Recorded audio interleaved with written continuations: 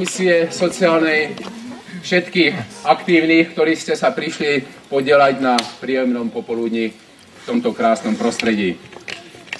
Ja veľmi stručne, nechcem tu nejak zbytočne naťahovať svojimi rečami to, čo nepoznám, len som naštudoval, možno z vás niektorí lepšie to poznajú.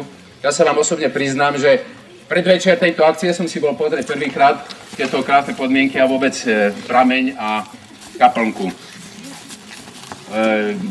Keď som sa pripravoval na toto vystúpenie, tak nevedel som, aké bude zloženie. Áno, ale nedá mi to, aby som zvlášť privítal medzi nami, poviem, aktívnych ľudí, vekom síce už trošku na tej čiare života, by som povedal, vyššie, ale sú tu medzi nami 90-tnici skoro, že?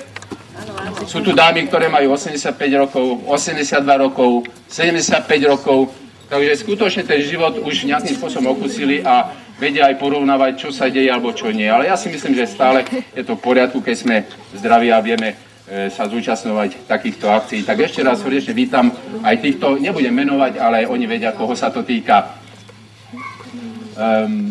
Pred chvíľočkou som povedal, že som uvažoval, čo poviem. Keby tu bolo viacej omladiny, tak možno by som trošku školským spôsobom začal, že budem vás skúšať, či vôbec viete, kde sa nachádzate, o čom to je.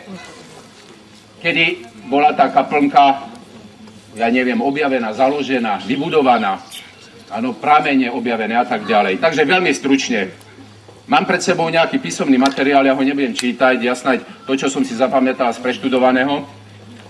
Traduje sa, že tu žil v predchádzajúcom období, niekedy v minulosti, mních pústevník, ktorý sa zaoberal liečiteľstvom, áno, táto krásna príroda, jej dary, bylinky a tak ďalej, takže využíval skutočne dary tejto prírody a liečil ľudí. Pochopiteľne nevie sa, kedy bola tá kaplnka vybudovaná, ale v priebehu pôsobenia tohto mnicha pústevníka v podstate kaplnka. Počujeme sa? Už to nejde, nevadí, tak zvyším ja obrátky. V podstate, pokiaľ tu pôsobil mních, áno, takže tá kaplnka bola a zaoberal sa tým liečiteľstvom a využíval teda dary prírody. Smrťou mnícha, pústevníka dochádza aj k nejakým spôsobom deštrukcii prameňov, ktoré tu boli a pochopiteľne, že zaniká aj kaplnka.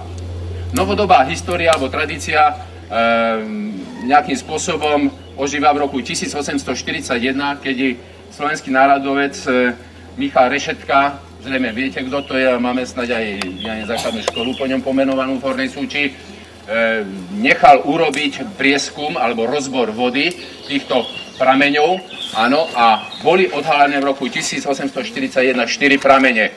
Oni sa menovali Juraj, Šimon, Štefán a Ján.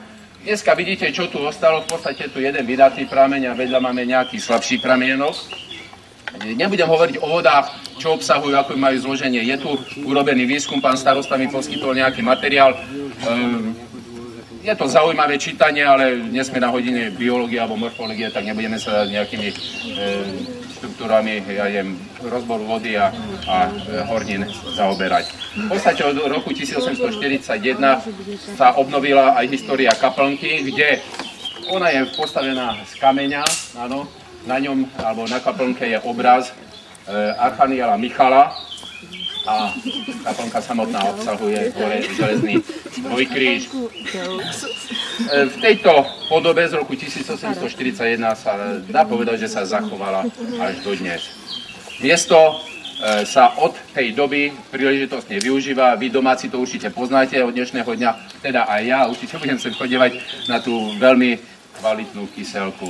Takže v stručnosti toľkoto k histórii tohto miesta, možno aj k novodobej histórii a ja neviem, dnešným dňom asi, a ja si myslím, nielen asi, ale určite zahájime činnosť, opakovanú činnosť týchto stretnutí, kde možno to posunieme do vhodnejšieho obdobia, pretože ešte ma napadá, ja som zabudol na veľmi významný sviatok.